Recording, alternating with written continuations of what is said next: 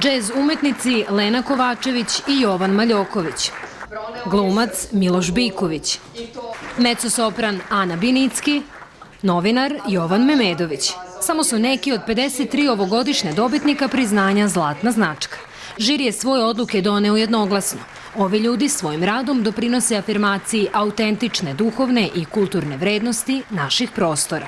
Zlatna značka jeste priznanje koje se dodeljuje, u stvari njom se dodeljuju je kultura Srbije, a nagrađeni su njeno bilo.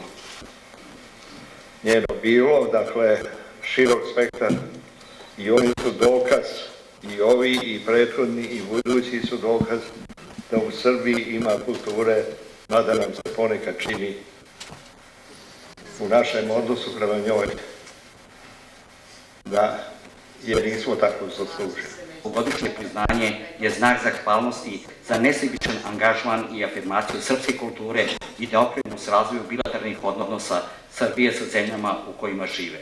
Istovremeno, to je potvrda pripadnosti, vrednosti i značaja srpske kulture u celokupnoj evropskoj kulturnoj baštini.